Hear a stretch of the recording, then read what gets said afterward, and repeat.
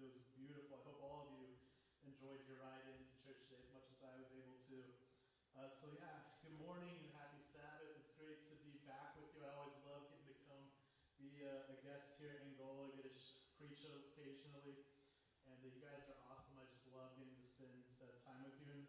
And there's a few of you I haven't met. I'm not sure if you're visitors or just happen to not be here the occasional times I've been here, but we're glad you're here. Glad for those of you who are here. I know a few people are gone today because of sickness and because of other commitments with Pathfinders or whatever else. And we wish them well. But I'm glad for those of you who are able to make it, and for anybody watching online, glad you're able to join us that way as well.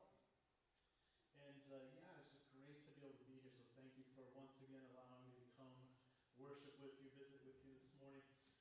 So before we get started with the main part of the sermon, just want to have a short video that I stumbled across a couple weeks ago when I was preparing for the sermon. So Tim, whenever you're ready, if you could show that.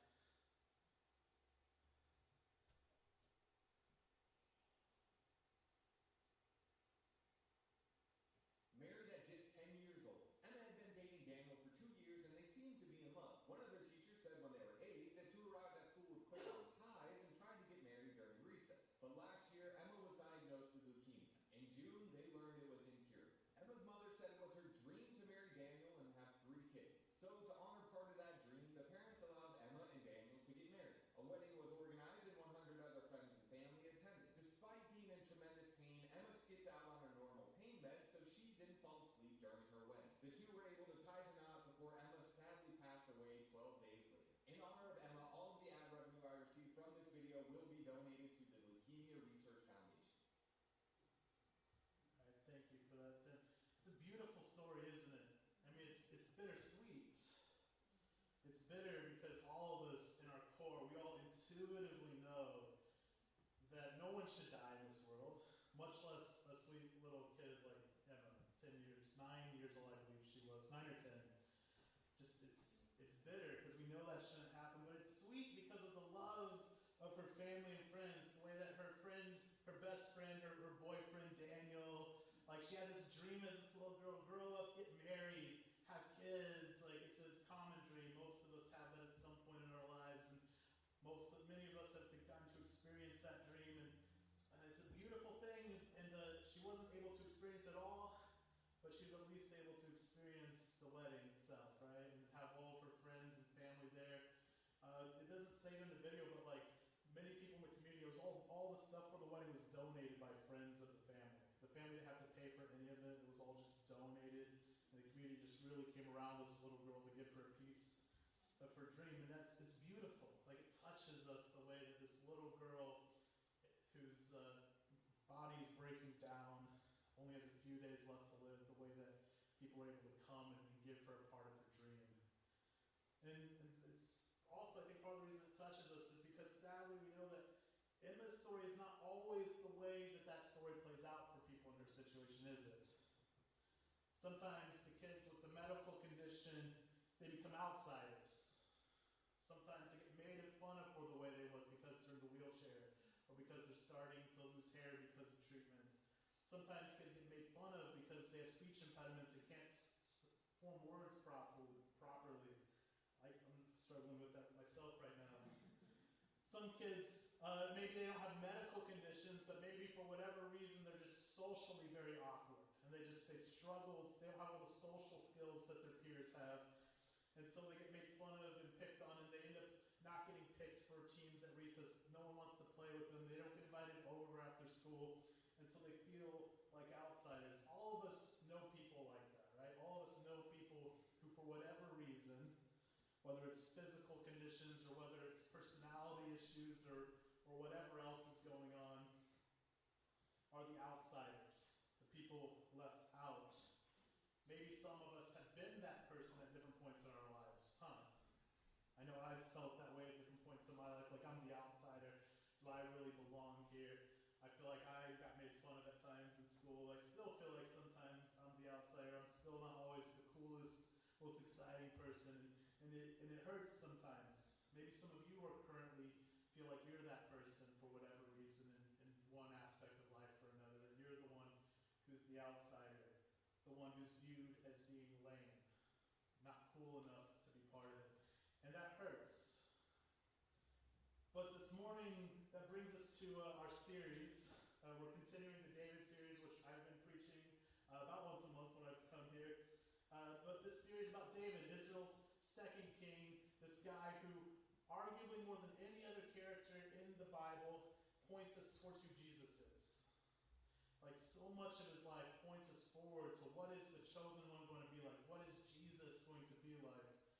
And I would argue that of all the stories of David, this is one of the 2 or 3 stories that most points us forward to who Jesus is. And that's why today we're going to be talking about this topic of a lame reputation. This reputation that David has and the inner ways that he interacts with those who are lame, the people who are the outsiders, both literally physically lame, crippled, but also lame in the sense that they're looked down on, outsiders, people who the rest of society, for whatever reason, thinks less of. So if you want to follow along, I believe there's Bibles in the pews, or maybe some of you have it on your phones. One of these months when I come, I'll actually give the verses ahead of time so they can be put on the screen. But if you want to follow along, it's 2 Samuel chapter 5, verses 6. So 2 Samuel chapter 5, verses 6. At this point, David has been king for a few years of a united Israel, and he's starting to think about where should my capital be. So this is the story of how David gets his capital. 2 Samuel chapter 5, verses 6. And the king and his men went to Jerusalem against the Jebusites, the inhabitants of the land, who spoke to David, saying, "You shall not come in here, because the blind and the lame, they will repel you, they will stop you." They were thinking to themselves, David cannot come in here. But nonetheless, David took the stronghold of Zion. This is the story of how David makes Jerusalem his capital. Jerusalem was not always the capital of Israel. It was at one point occupied by this foreign group called the Jebusites. And when David prepares to take over Jerusalem, they call out to him from their fortress and they taunt him, saying, "Even the blind and the lame, they can stop you." That's how well fortified we are. That's how unscared of you and your army we are. Even those of us who are blind, even those of us who are lame, we can stop you. And this is quite the insult to someone like David, who was already at this point known as a great warrior. Continuing in verse 8. Now David said on that day, "Whoever climbs up by way of the water shaft and defeats the Jebusites, the lame and the blind, who are hated by David's soul, he shall be chief and captain. Therefore they say, the blind and the lame shall not come into the house of the king." David, you see, grew up in Bethlehem, which is about 5 miles away from Jerusalem. And so David knows the area well. He grew up playing in the fields. He grew up working as a shepherd in the fields. So he knows the area well. He's grown up there. He spent most of his life as a child and teenager out there. And so he knows about the secret passages in and out of the city. And he knows that there's a secret entrance through the well. And so he promises, and in the Chronicles, it repeats this story, and it gives us a few other details, and we're told in that version of the story that David promises whoever wants to climb first can become the chief and the captain of his army. And since David is someone who's going to build a culture that's based on merits, not based on cheating to get ahead, but he wants to create a government that leads by example. He's like, if you want to be the leader of my army, you'll go first. And so Joab goes up first and becomes the leader of David's army. But more importantly than that, this story about how David conquers Jerusalem becomes part of David's reputation, part of the legend of his legendary fame as a warrior and a king, this conquering hero for Israel. That he was taunted by the city, saying that the blind and the lame will stop you. And so it becomes a saying that David hates the lame and the blind. And right now you're like, how in the world does this story point us towards Jesus? This doesn't sound like Jesus at all, does it? Like Jesus, we don't think of Jesus as someone who hates the blind and the lame. Of course we don't. And so how does this story about how David conquers Jerusalem and how this thing becomes part of his reputation, that he hates the blind and the lame, how is this part of the good news of the gospel of Jesus Christ? Well, the reason for that is because this story doesn't just stand on its own, but rather the story is part of a broader story of how David interacts with the lame and the blind. So if you fast forward to chapter 9 in your Bibles, if you want to follow along. Fast forward several years later in David's reign. At this point, who knows for sure how long he's been reigning, but it's been several years. He's had many more exploits in battle. This is the height of David's reign as king. This is the absolute peak of his time ruling. He's conquered many enemies. He's brought the Ark of the Covenant home to Jerusalem. He's had many successes. Everything is good in the country. Now that David has made sure that everything's going well, he pauses to reflect on things. So chapter 9, verses 1. Now David said, "Is there still anyone left of the house of Saul, so that I may show kindness for Jonathan's sake?" David and Jonathan had made a vow to show kindness to one another no matter what happened. Jonathan had been Saul's oldest son, the crown prince. Jonathan and David should have been rivals, but they became best friends. It's a beautiful story of friendship and of loyalty. And so now, even though Jonathan's been dead for many years, David's king, and so he wants to repay all the kindness that Jonathan showed him. He's hoping that there's someone left from Jonathan's family that Jonathan can be kind to repay that kindness back. So he starts asking around. And in verse 2, it says, "There was a servant of the house of Saul, whose name was Ziba. So when they had called him to David, the king said to him, 'Are you Ziba?' He said, 'At your service.' And the king said, 'Is there still someone of the house of Saul to whom I may show the kindness of God?' Ziba, this former servant of Saul, David calls him and asks him, is there anyone I can help you with? Anyone I can show kindness to from Saul's family? Anyone related to Jonathan that I can repay Jonathan's kindness to me? Show them the kindness that God has given to me. I can continue passing that blessing along to others."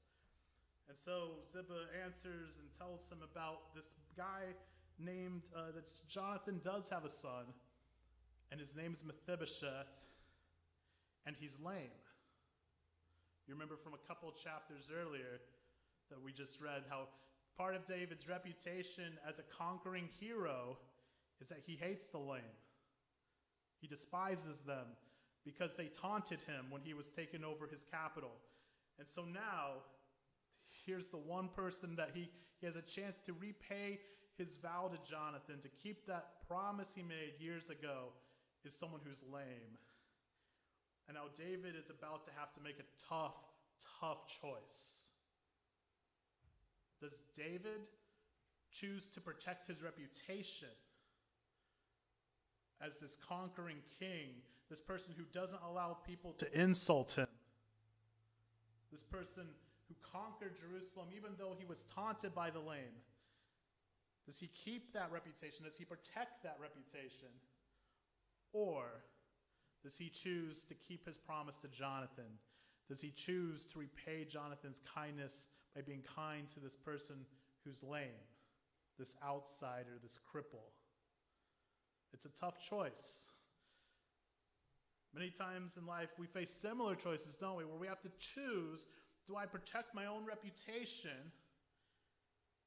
Do I protect myself from what other people might say about me and hang out with that person who might not be so good for my reputation? And be kind to the person, go out of my way to do things for other people, even though it might cost me in some way. Do I choose to protect myself, my reputation, or do I choose to be kind even when other people might not understand what I'm doing? It's a tough decision. And I'm sure there was a part of David that wrestled with it. David chooses to call in Mephibosheth. He sends for Mephibosheth, and in verse 6, it says, "Now when Mephibosheth, the son of Jonathan, the son of Saul, had come to David, he fell on his face and prostrated himself." In other words, bowed down all the way, laying on the ground. Then David said, "Mephibosheth?" And he answered, "Here is your servant." Mephibosheth, getting called before David, is probably completely terrified.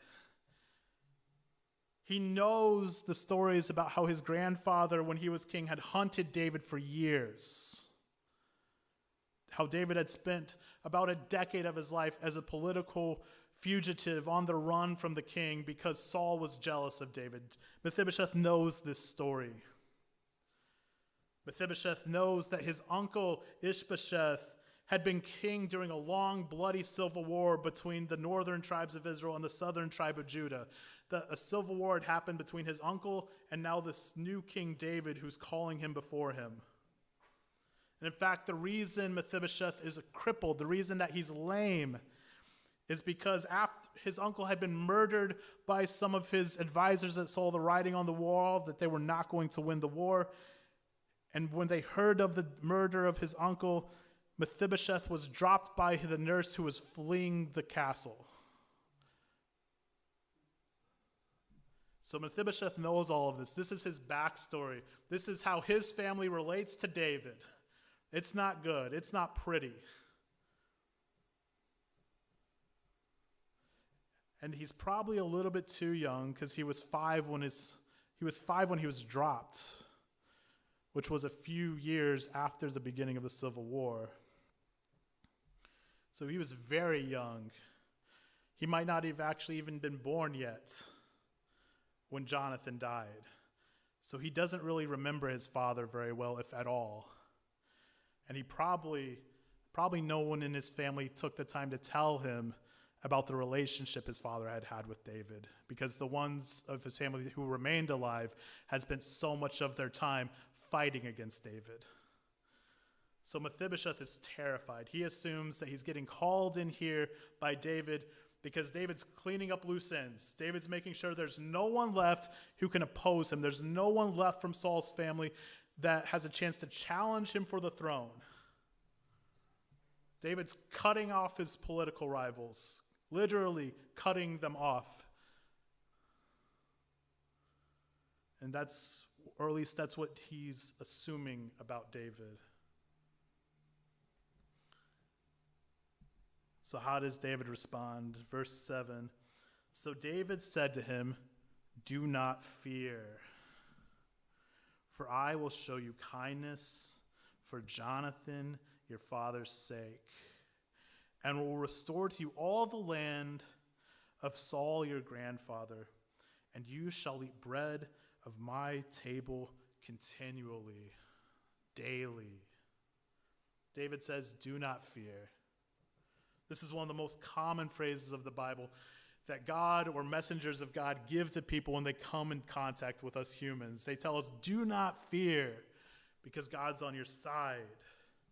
And Jonathan repeats this phrase used so often by God to us. He repeats this to Jonathan's son Mephibosheth. "Do not fear. I will be kind to you," not because of who you are, not because of anything great you've done, Mephibosheth, not because of anything you've done to earn a great reputation, not because of anything you can do back for me, but I will show you kindness on behalf of Jonathan, someone you don't even really remember. This is the same thing we can do. This is the thing we're told to do in the Bible, that we can be bold in going to God. We can be bold in claiming the promises and the goodness and the blessings of God, because God will show us kindness, not because of anything we've done, not because of how great or awesome any of us are, not because of our reputation or our prestige or some award or degree or diploma or whatever hanging on our wall. Not because of any of that, but God will show us kindness because of Jesus. That's the good news for us this morning. that even though some of us are lame, even though all of us in one way or another are too lame, we're not cool enough, we're not worthy to be friends with God. And yet, God chooses to show us kindness. He invites us to come enjoy his blessings that he has to offer us because of Jesus. Continuing in verse 8, then he bowed himself and said, "What is your servant?" This is Mephibosheth talking. "What is your servant that you should look upon such a dead dog as I?" Mephibosheth is blown away by David's response, and he responds with so much humility. He recognizes, I don't deserve this. He realizes this is not what I expected. There's no sense of entitlement. There's no sense of pride or ego from Mephibosheth. He's just blown away by the kindness of David. And honestly, if we want to fully experience the goodness of God in our lives, that's how we respond. Not with any sort of ego or entitlement, but we're just blown away by the goodness of God, recognizing I don't deserve this, but for some reason, God chooses to love me. That's how we enjoy the blessings and the goodness of God, is when we have the humility to recognize that we don't deserve it, that only God deserves goodness, and yet he shares it freely with us. The story continues. David gives Saul's old land to Mephibosheth. He arranges for Ziba to take care of the land for Mephibosheth. And then in verse 11 and 12, David turns back to Mephibosheth and says, "As for Mephibosheth," said the king David, "he shall eat at my table like one of the king's own sons." Mephibosheth had a young son whose name was Micah, and all who dwelt in the house of Ziba were servants of Mephibosheth. So Mephibosheth dwelt in Jerusalem because he ate continually at the king's table, and he was lame in both his feet. He's still lame. His problems aren't all magically gone away just because of this, but yet he still is allowed to eat at the king's table, becomes a permanent guest, and more than just a permanent guest, David chooses to treat him like one of his own sons.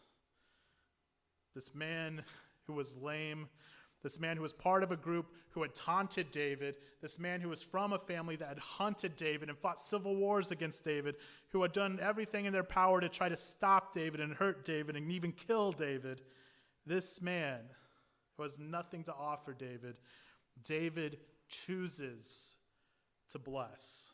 David chooses to make him a permanent guest, to treat him as if he's his own son.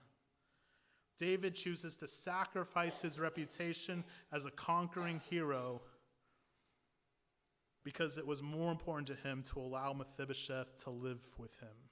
It was more important to David to repay the kindness of Jonathan. This is the gospel. This is the good news of the kingdom of God, the good news of who Jesus is, that Jesus eats with everyone. Each of the four Gospels accounts, the four biographies in the Bible about the life of Jesus, Matthew, Mark, Luke, and John.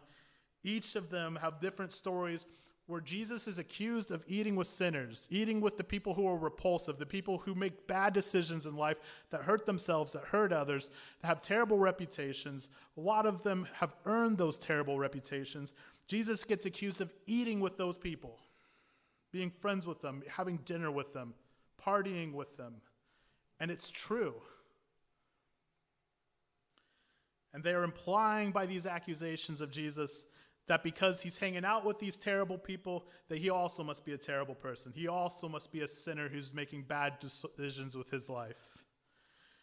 They imply that there's guilt by association for Jesus. And do you know what Jesus does? He allows his reputation to be attacked. Even to this day, he allows broken people, he allows lame people like you and me to say that we're Christians. Even though so often when we make mistakes, it hurts his reputation even now. You know some of the way the arguments people use against Christians about how Christians are hypocrites, or look at what this Christian did or that Christian did that wasn't so Christ-like. And Jesus allows his reputation to be attacked by others because of the mistakes of his followers. Why? He answers why. Jesus says it's because it's the sick who need a doctor, not the healthy. He says that's because he has come not to call the righteous, but to call sinners to repentance, to call the sinners to follow him. Jesus would rather save us than to save his own reputation. Jesus would rather save people and have a lame reputation himself than choose not to save us. So what about you this morning? What about me? What is it that we value more? What is it that I value more? What is it that you value more? Is it being kind to people?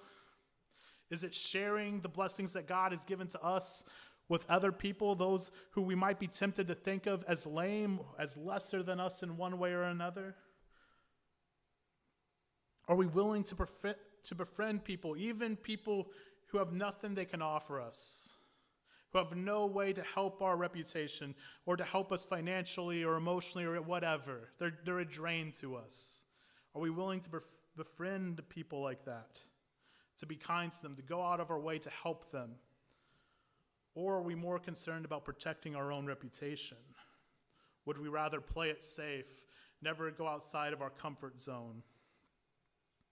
How is it that you want treated by people during the times of your life where you're an outsider, the times of your life where people think of you as being lame, who have reason, good or bad, legitimate or illegitimate reasons, to look down on you? How do you want people to treat you in those moments of your life? The way that you wish others treated you in those moments of your life, we have the opportunity to treat others when they're going through those moments of their life. This is the gospel. This is the good news of who Jesus is, that while we were lame, he wanted to come hang out with us and eat with us. While we were lame, he came to heal us. While we were still sinners, Jesus Christ came to live and to die and to rise again for us.